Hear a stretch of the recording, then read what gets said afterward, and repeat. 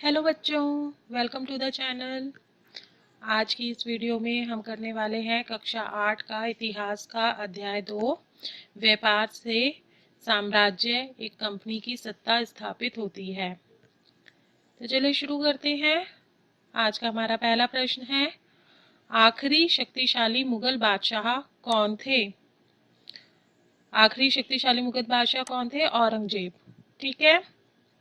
दूसरे प्रश्न पर आते हैं। दूसरा प्रश्न है, भारत में सबसे पहले कौन से विदेशी आए? पुर्तगाली यात्री वास्को द गामा 1498 में गोवा में आए थे। ठीक है। अगले प्रश्न पर आते हैं। अगला प्रश्न है, यूरोपीय कंपनियां भारत की तरफ क्यों आकर्षित हो रही थीं? तो बच्चों, जो ईस्ट इंडिया कंपनी थी और अन्य यूरोपीय कंपनी थी जैसे डच, फ्रांसीसी और पुर्तगाली, भारत में व्यापार करने के लिए आए थे।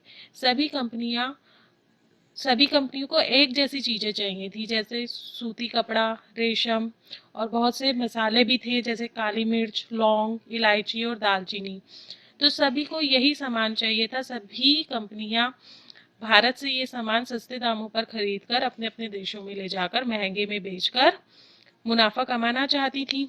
तो इसलिए सभी यूरोपीय कंपनियां भारत में व्यापार करने के इरादे से आई थी और मसालों और कपड़ों को सस्ते दामों में खरीदना चाहती थी, क्योंकि यूरोपीय देश में इन सब चीजों की बहुत मांग थी।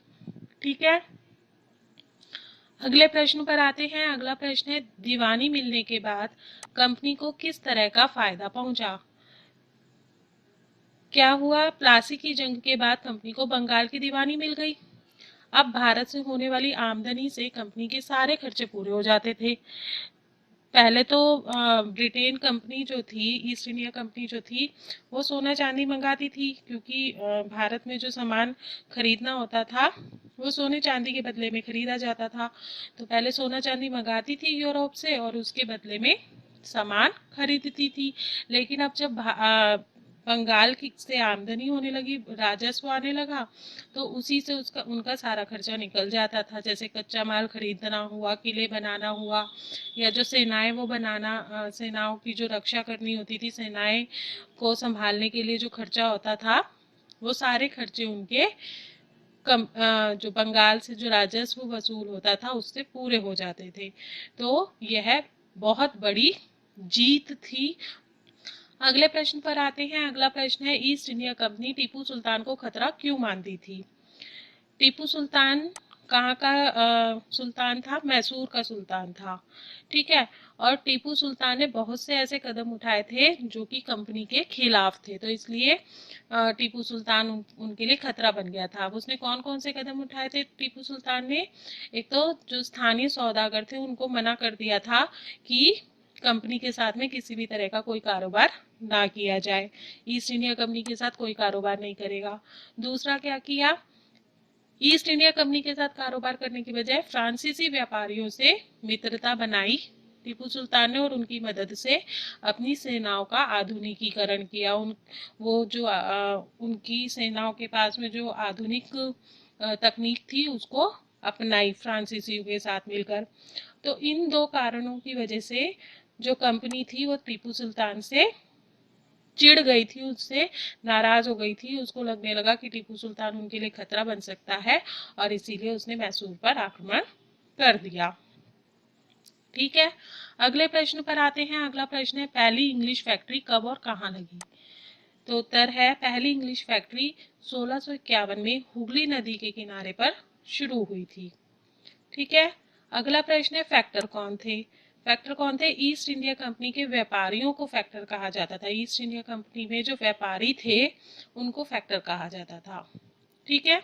अगले प्रश्न पर आते हैं। अगला प्रश्न है, कठपुतली नवाब कौन थे? कठपुतली नवाब किसे कहा जाता था? ऐसे नवाब जो कंपनी के इशारों पर काम करे, कंपनी के जो ऑफिसर्स थे वो जो कहें वही वो काम करे। तो ऐसे नवाब जो कंपनी के इशारों पर काम करे और कंपनी को व्यापारिक सुविधाएं तथा अन्य सुविधाएं प्राप्त कराएं। जो सुविधाएं कंपनी चाहती थी वो सारी सुविधाएं उनको प्राप्त कराएं। तो उन्हें कठपुतली नवाब कहा जाता था, क्योंकि वो कठपुतली की तरह से काम करते थे। जैसा ऑफिसर करवाएंगे, कंपनी के ऑफिसर करवाएंगे, वैसे ही वो काम करेंगे। तो इसलिए उन्हें कठपुतली नवाब कहते थे। ठीक है, अगले प्रश्न पर आते हैं। अगला प्रश्न है, सिराजुद्दौला प्लासी का युद्ध क्यों हार गया? हुआ क्या कि सिराजुद्दौला के जो सेनापति थे उनमें से एक सेनापति था मीर जाफर। उसने उसकी जो युद्ध की जो टुकड़ियां थी, उन्होंने जो युद्ध हो रहा था, प्लासी का जो युद्ध हो रहा था, उसमें हिस्सा ही नहीं लिया। और क्यों हिस्सा नहीं लिया? क्योंकि जो रॉबर्ट क्लाइव था, जो ईस्ट इंडिया कंपनी का जो उस समय का लीडर था, उसने क्या किया था, उसको लालच दे दिया था, मीर जाफर को लालच दे दिया था कि जब सिराजुद्दौला लड़ाई हार जाएगा, युद्ध हार जाएगा, तो उसके बाद मीर जाफर को कंपनी वहाँ का नवाब बना देगी। तो इस लालच में आकर मीर जाफर ने युद्ध में हिस्सा नहीं लिया, और क्योंकि उसने युद्ध में हिस्सा नहीं लिया तो सिराजुद्दौला युद्ध हार गया। ठीक है, अगले प्रश्न पर आते हैं। अगला प्रश्न है, सहायक संधि क्या थी? सहायक संधि क्या थी? इसके अनुसार रियासत को अपनी स्वतंत्र सेनाएं रखने की अनुमति नहीं थी। पहले तो राजा लोग अपनी अपनी सेनाएं रखते थे ना, तो लेकिन ये जो सहायक संधि जो अंग्रेजों ने लागू करी थी, इस संधि के अनुसार क्या था कि जो राजा लोग थे, नवाब जो थे, उन्हें अपनी सेनाएं रखने की अनुमति नहीं थी। उनका कहना था कि कंपनी ही उन्हें सुरक्षा प्रदान कराएगी, और जो रियासत हैं, जो नवाब हैं, इस सुविधा के बदले में वो लोग कंपनी को कुछ पैसे देंगे। और जब कोई रियासत पैसा नहीं दे पाती थी, कंपनी ने जो तय किया था उस अमाउंट को वो नहीं दे पाती थी, तो कंपनी उस रियासत को अपने कब्जे में कर लेती थी।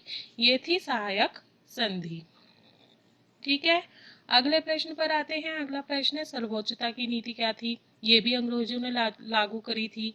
इसमें क्या था, कंपनी का दावा था कि उनकी सत्ता सर्वोच्च है, इसलिए वे भारत के राज्यों के ऊपर अपना अधिग्रहण कर सकते हैं। उनके पास शक्ति है कि वो उसको भारत की रियासतों को अपने अधिकार में कर ले।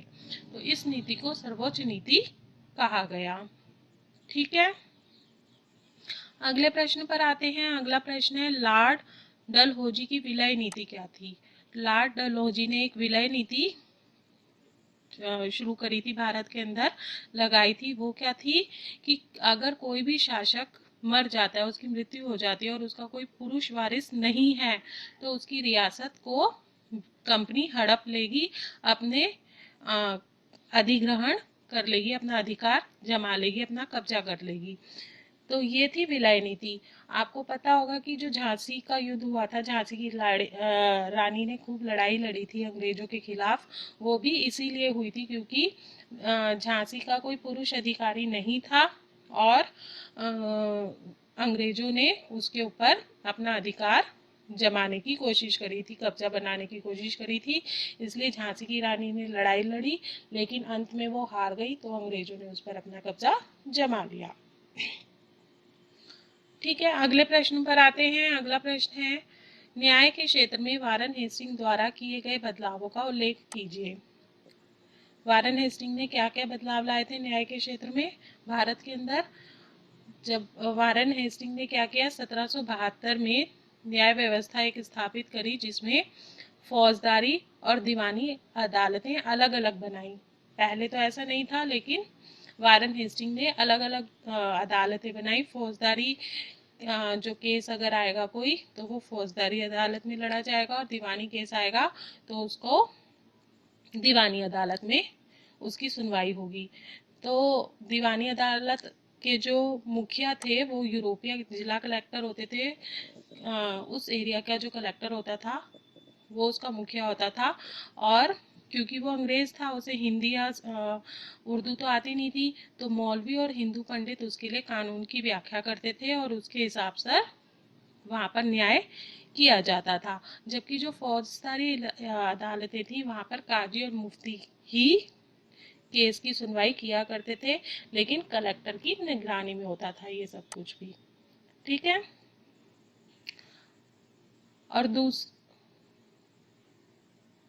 और दूसरा क्या किया, कानून थे सबके अलग अलग थे, अलग अलग जगहों पर अलग अलग नियम भी थे। तो जो कंपनी थी उसने जो कानून थे उनमें समरूपता लाने के लिए एक संकलन तैयार करवाया। फिर उसमें क्या किया, मतलब हिंदी कानूनों का संकलन अलग बनाया और उर्दू कानूनों का संकलन अलग बनाया, और उसके बाद में फिर उसको अंग्रेजी में अनुवाद करवाया ताकि अंग्रेजों को उसे समझने में आसानी हो सके। ठीक है। और उसके बाद क्या किया, 1775 में रेगुलेटिंग एक्ट बनाया गया, जिसमें एक सर्वोच्च न्यायालय की स्थापना की गई। ठीक है। अगले प्रश्न पर आते हैं। अगला प्रश्न है, कंपनी की सेना की संरचना में आए बदलावों का वर्णन कीजिए। कंपनी ने सेना में किस तरह से बदलाव लाया। अभी तो हमने कानून व्यवस्था का देखा, अब हम पढ़ेंगे सेना में किस तरह के बदलाव लाए। कंपनी ने सेना में भी बहुत बदलाव लाए। सेना में जो घुड़सवार, जो पहले जो राजा लोग होते थे उनके समय में घुड़सवारों की बहुत अहमियत हुआ करती थी सेना में, लेकिन कंपनी के आने के बाद, ईस्ट इंडिया कंपनी के आने के बाद सेना के अंदर घुड़सवारों की जो अहमियत थी वो कम हो गई थी।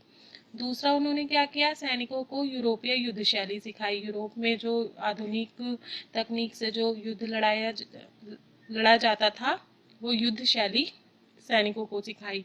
और क्या किया, आधुनिक हथियार जैसे मस्कट और मैचलॉक चलाना सिखाए सैनिकों को। भारतीय सैनिकों को ये चलाना नहीं आता था, तो भारतीय सैनिकों को ये सब कुछ चलाना सिखाया, और यूरोपीय सैनिकों को भी उसमें जोड़ा, सेना के अंदर जोड़ा। ठीक है।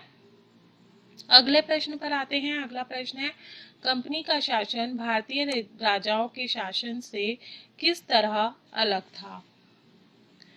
कंपनी का शासन भारतीय राजाओं के शासन से बहुत अलग था। किस तरह अलग था, भारतीय प्रशासनिक इकाइयां ब्रिटिश प्रशासनिक इकाइयों जैसी प्रभावी नहीं थी। भारत के जो राजा थे उनके जो प्रशासन में जो इकाइयां बटी हुई थी, विभाजन हुआ था, वो इतनी प्रभावी नहीं थी। जबकि ब्रिटिश प्रशासक जो थे वो बहुत ज़्यादा प्रभावी थे, उनका प्रभाव बहुत था और वो बहुत स्ट्रिक्ट थे कह सकते हैं। ठीक है।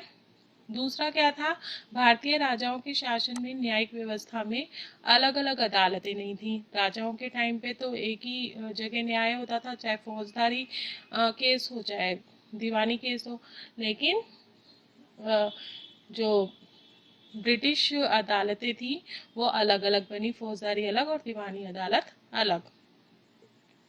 ठीक है बच्चों, मैं उम्मीद करती हूँ कि ये वीडियो आपको पसंद आई होगी। अगर आपको ये वीडियो पसंद आई हो तो इसे लाइक कर दीजिए और सब्सक्राइब बटन पर क्लिक कर दीजिए, चैनल को सब्सक्राइब कर दीजिए, दोस्तों के साथ ज़्यादा से ज़्यादा शेयर कर लीजिए और मुझे मोटिवेट करते रहिए ताकि मैं ऐसी वीडियोस बनाते रहूं। आज के लिए बस इतना ही, फिर मिलेंगे एक नई वीडियो में एक नए चैप्टर के साथ। तब तक के लिए बाय बाय।